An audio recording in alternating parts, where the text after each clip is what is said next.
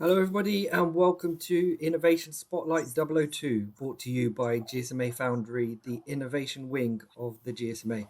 My name is Faisal. I'm one of the technical directors here at Foundry, and I'm joined by my boss, Rich. Hi there, Faisal. My name's Rich Cockle. I have the pleasure to be the head of the GSMA's Innovation Foundry. It's a super exciting place to be. Thanks everybody for joining on today's call. We're looking to have one of these sessions, one of these spotlights every month. We're going to be talking to some of the leading lights in the telco industry that are really stimulating innovation and diving into some of the challenges that they face, some of the priorities that they have, and the next steps that they'll be taking.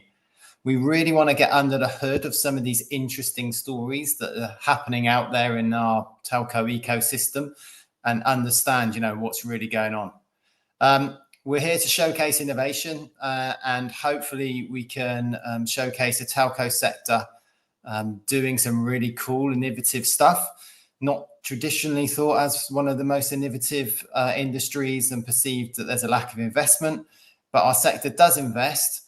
And, the mission of the Foundry is to very much drive some of the stories that we see within the industry out there so everybody can see the great work that's being done. Thanks, Rich. So this is our second Innovation Spotlight. So like, comment, share, subscribe. Do provide any comments in terms of if you want to hear about any future topics or any future speakers, do let us know. Similarly, if you've got any questions, put them in the chat and we'll get around to them as we go. Innovation Spotlight is now available on all digital platforms. So I think, Faze, without any further ado, I think people have already seen enough of us and, let's get to the really interesting content. Today, we're going to delve into the topic that is quantum. I think, that's a new topic to a whole bunch of us. I'm an electrical engineer and I thought I might be able to understand it. But, took a few looks at some of the technology and then realized just how different and complex it is. So I'm super excited about what we're going to cover today. So without waiting any longer, can I introduce Marta from Qilimanjaro Quantum Tech over in Barcelona? And hopefully we can hear some of your story. But I think we like to try and make these things a little bit more personal. We'll start off with. So I know Marta, you've got a fascinating story. You've obviously moved from healthcare. You've then taken the challenge of theoretical physics and understanding quantum computing, and then moved to be a CEO of the Kilimanjaro. What a story. Maybe you could just share a bit of that with us now. Well, first of all, thank you very much for having me here today. It's a real pleasure, and I hope you enjoy as much as I do all the things about quantum. And now, briefly about me. Yes, I was a chemist. I was working as a chemist in research on drug design, so developing new pharma to deal with some diseases that are still nowadays not curable. For me, that was a very important purpose of my career after my studies. And the first step to do that is using computational means, is simulating those systems that are very complex, that are intrinsically quantum. Molecules are quantum systems.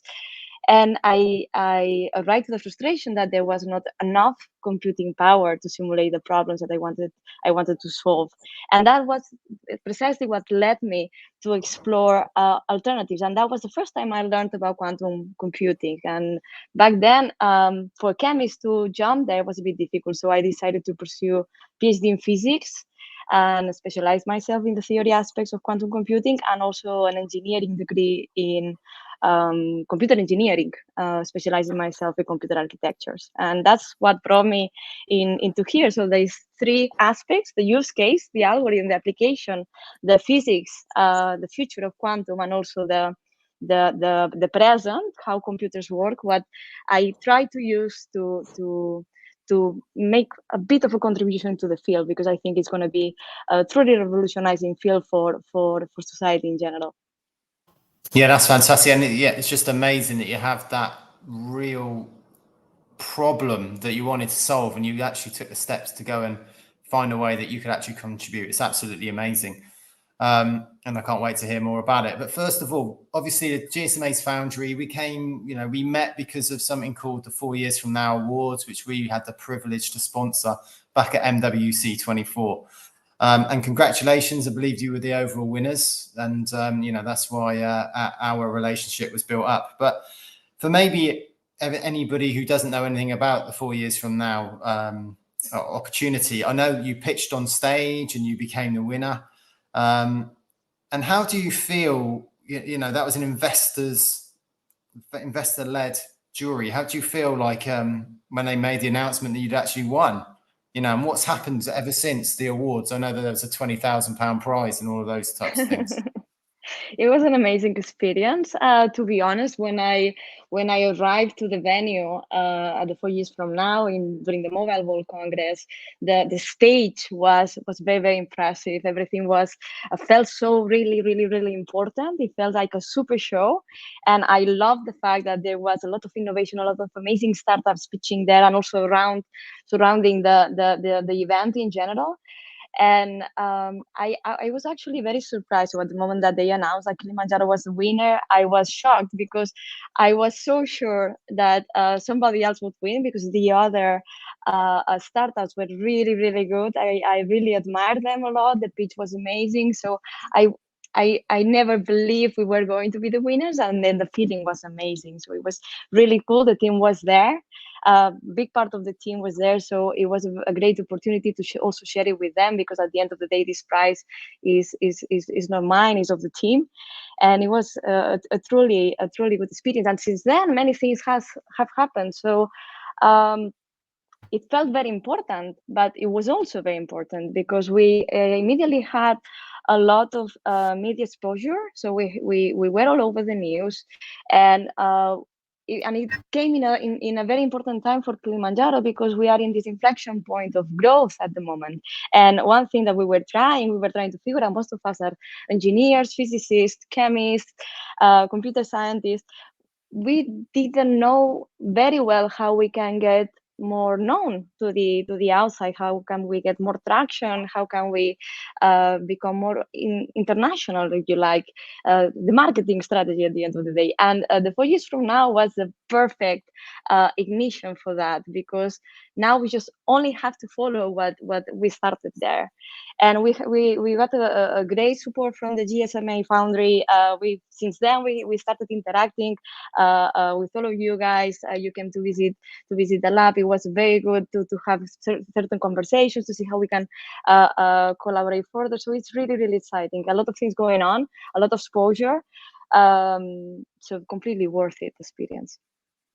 Yes, fantastic. And just for those of you who might not be aware, but 4 years from now, it's actually part of the GSMA's Mobile World Congress Barcelona event, which happens in February every year. Over 100,000 people participate, and 4 years from now is really the startup section of that area of that event. So super exciting, and some of the stuff that you can see there is really super cool. Marta, in terms of any other startups that may be listening today, any advice to them? Any recommendations you'd give them around applying for the awards? Yeah, go for it. I mean, it was a great process, because it went through phases. So at the beginning, we applied, and then every now and then we were getting selected to go to the next round, and it felt very, very exciting. Even though even if you don't win, it feels very, very constructive to get this recognition of going further the phases, and share all this experience as well with the different startups. So I would say go totally for it. It as said, it's completely worth it. It's been a game changer for Kilimanjaro, and it will be a game changer for any other startup that joins the experience. So I really strongly recommend it. Fantastic.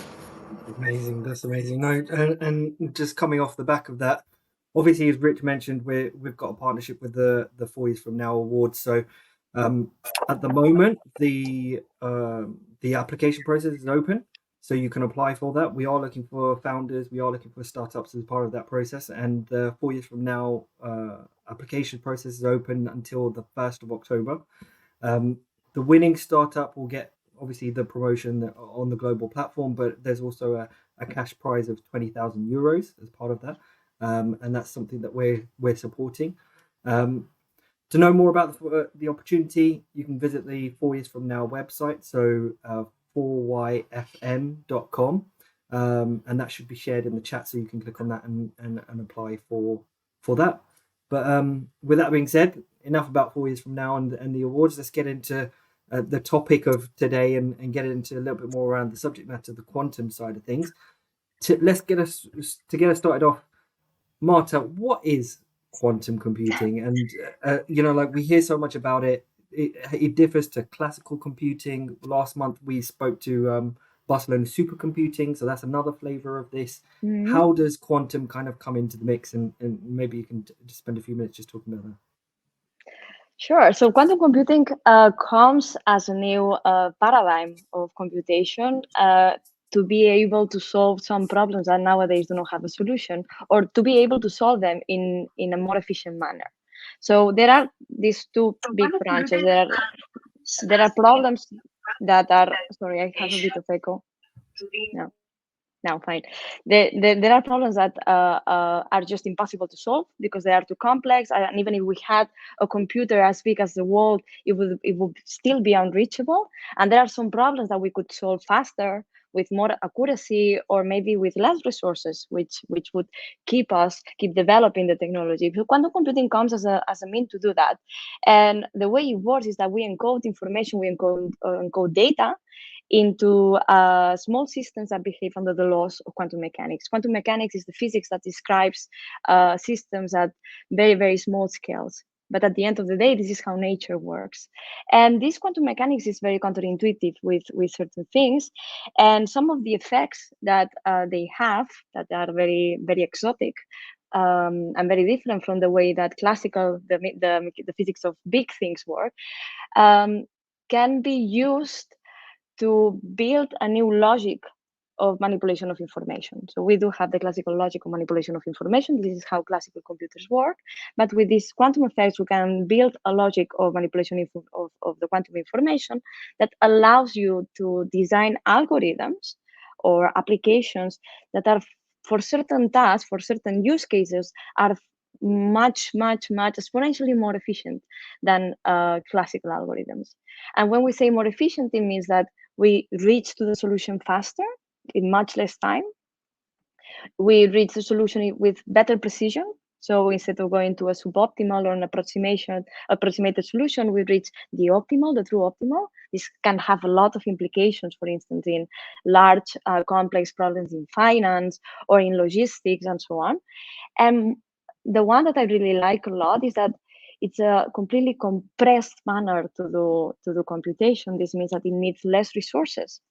And now with the big boom of artificial intelligence, this is becoming a big issue. We have a lot of data to process. And one of the limitations is that we don't have enough resources to process that much data. But everybody's using AI, everybody's using data, everybody's producing more and more and more data. And we are reaching the limit. We just don't have more space anymore. So with the quantum computers, we could potentially process all this data with less resources, both in terms of size, of price, but also in terms of energy consumption. So it's a more sustainable way of doing computation. And this has implications in all the aspects of society, in the advancement of science, because the first step and the big implication that has had computers in the last decades has been the advancement of science and the applied technologies that came out of this knowledge of understanding how the system works through simulation. That's one thing. So we keep pushing into that direction, so society can keep advancing in the knowledge of nature and the universe, but also we can solve problems faster, more efficiently, and keep giving solutions to the increasing demands of a society that wants to be more digitalized every day. So it's really important to start thinking about alternatives, because this will just go bigger, and quantum computing, I think, is going to be the alternative.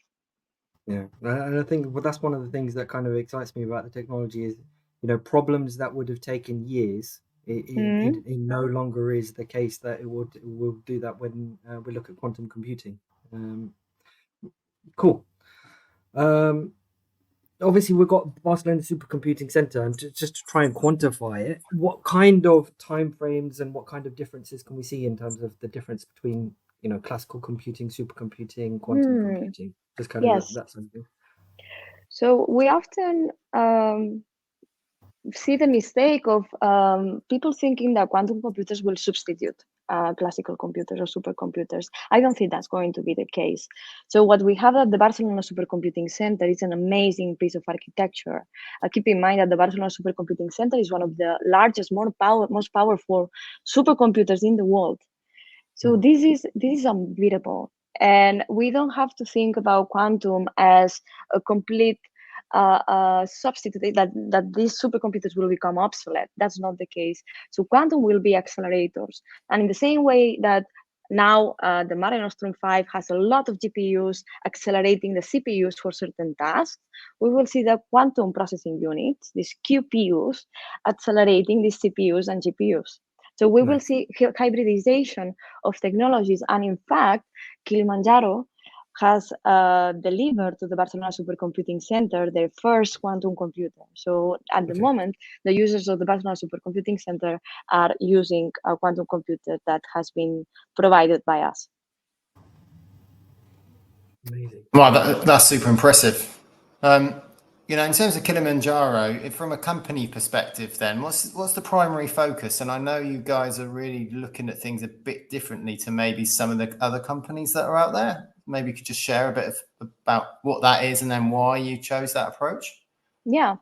So quantum computing, we gotta be very, very, very clear with that. It's a field that it's just starting. So there's still many years of development ahead.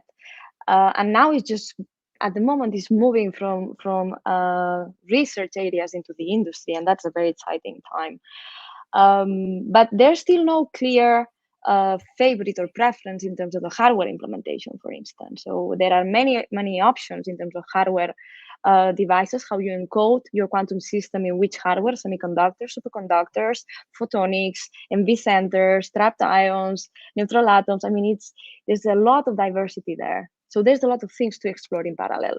In the same way, most of the available quantum computing solutions in the market have been focusing in one paradigm of quantum computing, which is called digital quantum computers.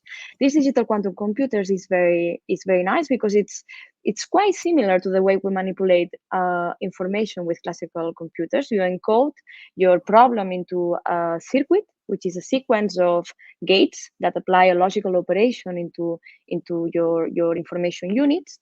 And at the end of the day, you measure the output, and that's the result of your problem. That's your solution. So this is the way digital quantum computers encode the problems, and it's a very smart, intuitive way of doing it. The problem that we are seeing after some decades of development into that direction is that those are very sensitive to errors. So errors are a big issue for quantum computers. And because of quantum mechanics, because those systems are quantum mechanical systems, it's very difficult to correct for these errors, to implement what is called quantum error correction protocols. We will eventually see these quantum error correction protocols implemented because they are very necessary in order to harness any practicality or any quantum advantage from these devices. But this will take still some years because it's a very hard technological challenge. So because of that, what we decided in Kilimanjaro is to pursue a completely different path. So there are now still many fields, many venues of exploration, and we were determined to follow one that we believe is going to be very relevant. And we learned this a little bit from the history of computing. So the first classical computers that provided practical applications were analog, and they were also dedicated to specific use cases. So they were not universal general purpose computers that worked under the digital control. They were analog app-specific devices. So in Kilimanjaro, we do quantum analog app-specific integrated circuits. We do what we call QASIC. And this is our differentiation. This is our value proposition, because analog control of quantum computers allows you to bypass up to certain levels the errors. So it's more robust. So we think this can bring applications in a shorter time frame. And because if you think about the core idea of quantum computing, how it appeared, it was through Richard Feynman defending that if you want to simulate nature, because nature is intrinsically quantum, you better use a quantum computer. Nature is not classical. And if you use a system, a computer that behaves under the laws of classical mechanics, you won't match the complexity that you need to simulate certain problems. And we like to add to this Richard Feynman statement that the same way that nature isn't classical, is not digital either. Nature is analog. Nature behaves in a continuous manner. So we believe that for certain problems, if you want an accurate description of them, you better use an analog quantum computer. And that's the main focus. And we think that they are very complementary with classical supercomputers, such as the one at BSC, very complementary with the future error-corrected digital quantum computers, because the systems that we develop are focused on specific applications. And what are these applications? So it depends on when we expect to start providing advantage or benefits for them. I separate them in three main areas. One is AI, training of artificial intelligence models, of neural networks. This is becoming a big issue because it takes a lot of resources. And we believe that with our systems, we can do this more efficiently. The second one is simulation. So simulation of natural processes in physics, materials, chemistry, and so on. This allows you to keep advancing in applied technologies and understanding very well systems in the pharma, in the materials, in all these industries that really need to keep advancing the understanding of quantum systems.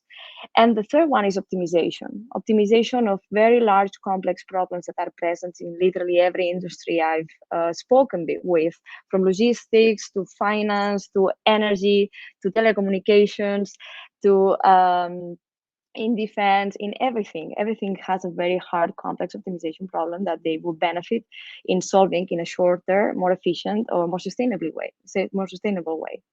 So this is a little bit what our focus. We are building what we call a quantum as a service, which is a SaaS remote service that allows the users, the clients, for a reasonable fee to connect to our quantum computing platforms. And we are building here in Barcelona what will be the first quantum data center, purely quantum data center, to be able to provide these quantum computing resources to the world, to the entire ecosystem. And in the meantime, we're also able to, because we have the knowledge, to deploy quantum computers in-house. So there are some clients that want to have these systems in premise, maybe for security reasons, or because they want to be able to learn more about the hardware. And we do these projects with them of delivering, deploying, maintaining, and so on those systems. But we think the most scalable way to provide access and democratize this technology and ensure that this starts having an impact into the industry and the different companies is by providing remote access. That is quite something, because I think that's one of the challenges, that when I look at quantum, I always think it's something quite future based. It's something coming in the future. But you're basically saying the applications are almost now. In terms of the AI revolution, we see it. Part of the challenge is when we're looking at AI applications, it's about data, it's about computing, and the sheer amount of resources. We've got one particular area of interest, which is around energy in the telco sector, and how do we bring energy down? When we look at AI and the use of data centers is only moving everything upwards. So technologies like quantum can be really, really important, especially on the optimization piece, because when we're looking at networks, we've got 2G, 3G, 4G, 5G, and there's talk of 6G networks as in the future. The network optimization piece of managing all of those networks across those different technologies is going to become increasingly complex, but increasingly more important to begin optimizing. So it's good to hear there are solutions in that can be deployed to help that. You mentioned sort of like some of the challenges around digital and quantum. What kind of other challenges do you see in terms of developing that, and how Kilimanjaro specifically are kind of looking to address those challenges? Yeah, one of the main technological challenges that we have here in Kilimanjaro, and that I think any person that is working on quantum computing is having, is the scalability of the technology. So I like to say the theory always go one step ahead than the hardware, right? So software is always faster because it's not that complex in terms of engineering, but the hardware is really, really slow. So there are a lot of processes that need to be refined. And at the moment, the way we produce chips is in a completely manual manner. So it's not like in the semiconductor industry that you have very high robust yields because you have these foundries producing massive scales of chips that they are very precise. No, no, no. Now the way we build the chips is is artisanal work. And this makes it very difficult to scale and make chips bigger. So at the moment, the chips that are available in the world, they are not enough and big enough to show an advantage over classical systems. So the chips are too small to be more powerful than a supercomputer. But once we are able to scale them up, this will happen. And the challenge is how we scale them up without paying a price on the quality or the robustness to errors and so on. And this, the way we have to tackle this is by putting a lot of focus on developing fabrication processes. And we do this partly in-house, so we do have a fabrication team that works into that direction, but we also rely a lot on collaboration with bigger experts in the industry. So this is something that it doesn't make sense that every quantum computing company has their foundry. So we need to start collaborating with chip foundries and clean rooms in understanding how we can industrialize those processes such that we can start having methodologies that are very resilient and very scalable and start having chips more and more and more powerful, bigger, and more precise. So we are now in this transition. So we just went in the last I would say 10, 20 years in transition between academia and the industry. Now we need to do this transition in going in the fabrication area in order to be able to industrialize the hardware production, because that's going to be the limiting factor. And we need to unify these efforts in order to accelerate not only one single company but all the ecosystem.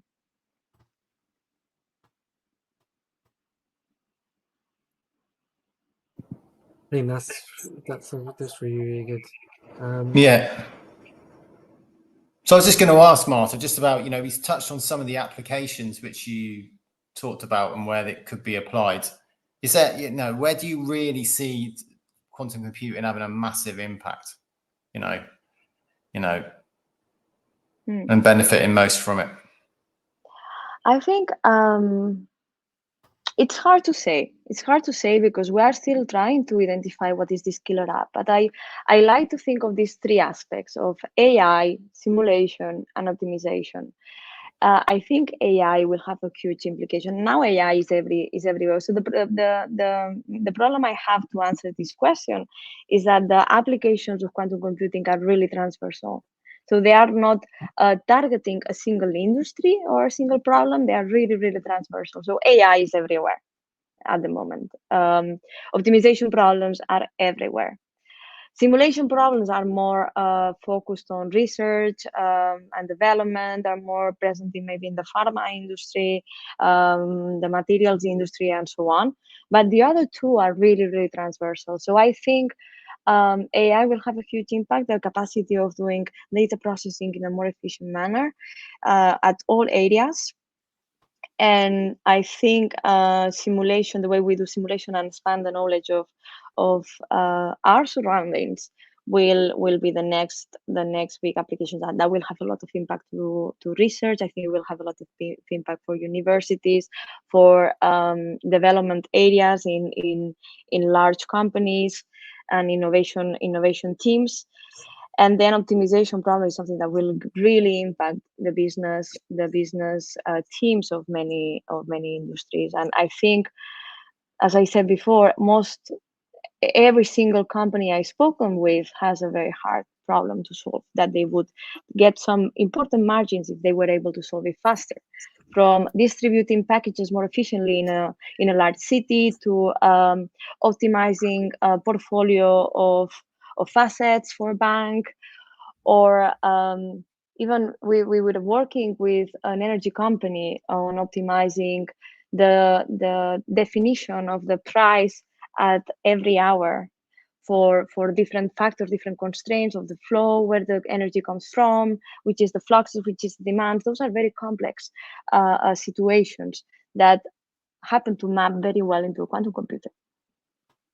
And in terms of, we're a telco trade association or industry association. Do you know what the opportunity might be for mobile operators or the mobile ecosystem? Have you got any thoughts on that? I think the telco industry needs to pay special attention to quantum computing, because the digital communications world is one of the quantum computing could become a threat for communication, because quantum computing, once it becomes so powerful that they can break some cryptographic keys, which is what it has been already theoretically shown that this could happen.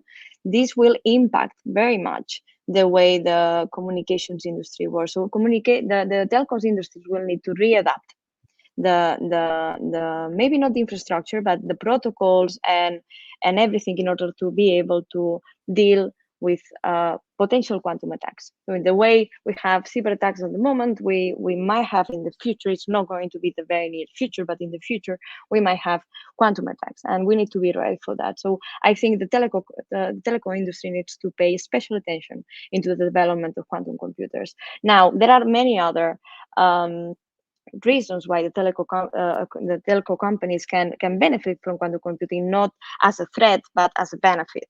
So you could think of many optimization problems that are present in this industry. Not only optimization problems are like finding the most efficient way of distributing a network, or reducing the latencies and so on, but also maybe finding the most efficient way of supporting the clients. So this can also be a problem that can benefit from bigger capacities of processing data and solving very hard combinatorial problems. So I think this, as I said, telco companies are another industry that will benefit a lot in the future from the applications that seem to be the ideal ones from quantum computing. And I think you hit the nail on the head there with, in terms of encryption, obviously network optimization, really massive use cases. The GSMA has a post-quantum task force that looks at these particular issues. It's really important, Yeah, because, and I think this is one of the things that kind of surprised me, is the fact that, perception, it's something far, far away, but it's something that the operators are already considering as part of their network deployments. And it is that point of, when quantum goes online, there's obviously all the benefits that you can get with it, but there's also the bad actors, the threat that comes alongside it. So, talking about that future kind of horizon and where it's at, how far are you guys? You're obviously taking a slightly different track. You're not doing the digital, you're doing the analog. How far are you guys in developing your specific technologies, and what milestones have you got so far? Quantum as a service is kind of something that's bandied about. You've got classical supercompute, and then one thing I liked was you were saying that quantum is complementary, it's not a replacement of. But how far are you guys in terms of your development and your future milestones and roadmap? Yeah, so one of the most important milestones that we have in the short term is the deployment, the release of the quantum as a service. So we've been having client accounts on deploying quantum computers, but we haven't started yet the quantum as a service, because we've been developing all the stack. So think that deploying a quantum as a service means that we need to have all the pieces of the stack, from the access layer, the programming framework, the algorithms layer, the operative system, this is not a Windows or an Apple, this is our own operative system to manipulate quantum computers. And then we have the hardware layer, which is the most challenging, because it requires a design and development of hardware. So we've been building during these years all this infrastructure, and of course we we have now prototypes, so it's not something that will immediately have a huge impact in the industry, but it's a starting point. And what we want to do with the release of this service at the end of this year is to let people start using it and make sure that they start understanding how to program it. Because we think that the first step in order to industrialize a technology that is as complex as quantum computing and to democratize the usage is to ensure that people have access and the resources to learn. Because at the end of the day, it will be the engineers and the users of computers or computing resources, the ones that will find the killer applications and the use of this system. So we need to open this to the world. And that's one of the main milestones that we have at the moment. After that, what we have is a roadmap that ensures that we are consistently upgrading the chips and the features that we have in terms of software, algorithms, and so on. So we want to develop the solution very close to our clients in order to ensure that we tailor as much as possible the quantum solutions to their specific needs, which is something that is still a bit uncertain. So what will be this product market fit? We have an idea, but this is very, very new.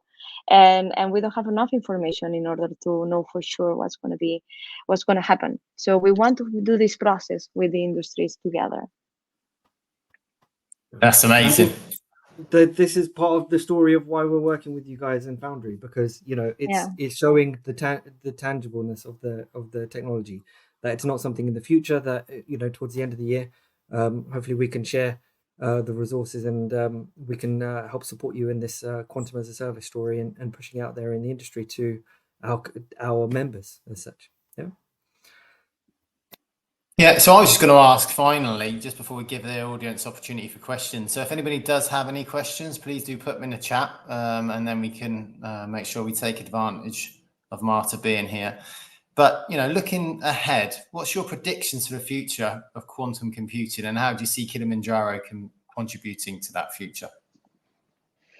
So I think we'll see. I think the industry and also Kilimanjaro is at an inflection point now that a lot of things will happen in a few years. So I remember when I started working in this field, the chips were tiny. So it seemed so far, but we completely exceeded the expectations. The ecosystem completely exceeded the expectations and started delivering very, very, very fast. So you see now the progression of development of the technology, and it goes exponentially fast. It's really, really amazing. So when you have the excitement, the team, the investment, and so on, things move really fast. So I think that this will take less time than I originally thought. To really reach an impact, reach an advantage to the industry. And I really hope that Kilimanjaro is leading the way for the analog side of it. So we do have a lot of complementarity. I don't like to think about competitors. I think it's too early to think about competitors. We are all working towards the same goal with different approaches.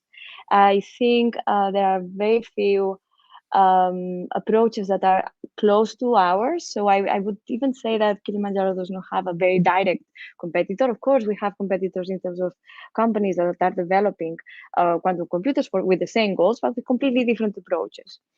So in that sense, I think it's a very exciting moment, a very collaborative moment, where we really need to push all together for this industry, because this will have an amazing impact. And I like to look at the positive, not on the threat of quantum computers. I like to think about the amazing impact that this will have into society, and not only on the industry side, but also on originally as I came to the health science, to being able to develop new drugs and to cure diseases that nowadays do not have a cure. So I'm very excited about that. I'm very, very excited. I'm looking forward to see that. And I think I consider myself a very privileged person to be able to be in Kilimanjaro with this amazing team that I'm sure they will have a huge impact in this process. So seriously, a bit of fun now, so we can all look back on it in a few years' time and go, "Oh God, we were so wrong." How long do you reckon it will be until we see quantum computing mainstream? That's $1 million question. I'm gonna say I used to say 10, 15, 20 years because there's a lot of challenges. I think now we are in the right moment to start working on this very hard and put a lot of effort, but there's still a lot of challenge. But this has changed, and I now dare to say publicly, I'm a bit, yeah, okay, I'm gonna say it. I would say let's wait for 5 years, maybe what happens. Wow. So at the end of the day, very close to the 4 years from now. Exactly. Yeah. Bang on. Fantastic. So anybody with questions in the audience, please do let us know. Yeah, just a shout out to Zygmunt Lozinski. He's shared details around the post-quantum task force and one of the white papers that they're working on around different use cases. So shout out there. We've got a question from Mohammed Rashid. How do you see development in quantum resistance encryption? Can it slow down quantum computing adaptation? How do you see development in quantum resistance encryption? Can I slow down the quantum computing adaptation? I think those are two completely different things. So one thing is crypto and the post-quantum cryptography, which is very important in order to be ready to protect ourselves from potential threats from mean people. And the other one is quantum computing. So they come in parallel. Of course, the quantum computer is going to be the threat for the cryptographic keys, so for breaking current cryptographic keys. But they come separately. So I don't think one impacts very much the other than there won't be a threat and need for post-quantum cryptography until we have a quantum computer. Okay, cool. I think we got another question coming in. Yeah. Will quantum computers break encryption one day as a result of converting data to light particles and beam? Well, that's just gone above my head. That's yeah. Marta, you got to help us with this one. Okay. So breaking encryption is a very general statement. So it depends on the method that you use to encrypt data. So you have different methods, different cryptographic keys, and we've seen that there are some of these cryptographic keys that rely a lot on factorization. And factorization is a very hard mathematical, very simple problem, but very hard to solve with computers. And it's the result of having a number, breaking up this number into multiplications, and it's a very inefficient way. It's a very inefficient problem with classical computers, but it's a very efficient problem with quantum computers. So keeping in mind that many cryptographic keys rely on this type of encryption, this will mean once a quantum computer is there that can solve this reverse multiplication problem, will mean that we could break them. But this doesn't mean that we'll break encryption in general, because there are some keys, cryptographic keys, that are protected against those attacks, and maybe they don't rely on factorization, they rely on other things. So there's hope. So it's not the case that quantum will kill all data protection in the world. It's only the case that we need to start thinking on protecting ourselves for the future, because changing encryption, changing all these protocols that are so established in our day-to-day, in the industry and government and so on, will take some time. So we need to start thinking about it, because you never know when this will come up. Yeah. I feel like we've only scratched the surface of the quantum story, because we could go on for hours talking about this, and loads of questions coming in.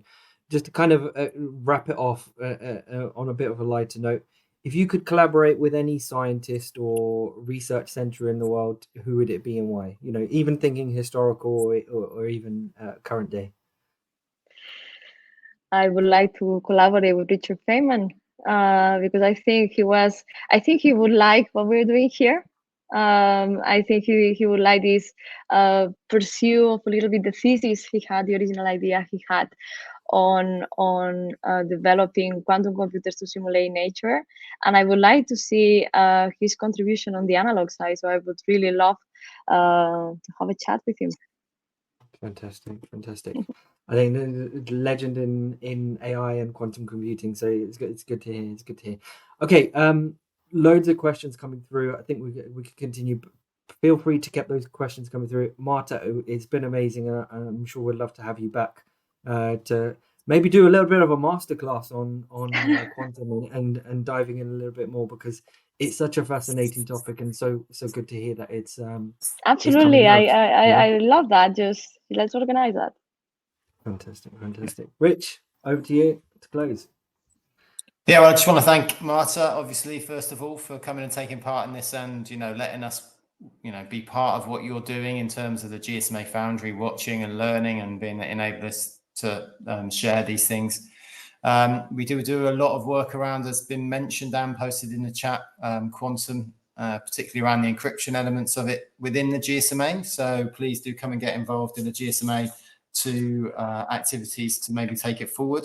Obviously, in the Foundry, we're always looking for new innovative ideas that we can use to share with the industry to hopefully stimulate more innovation and share the learnings with the rest of the ecosystem. So if you have any ideas, then please do come and get in contact with us at the GSMA Foundry. And we've got our website, so please do take a look just to learn a bit more. I think that's it from me. Faye, final words from you? All good. Speak to you soon. Thanks very much, and join us next month. Thank you Cheers, very much. guys. Bye-bye. Cheers, Marta. Take care all. Bye-bye.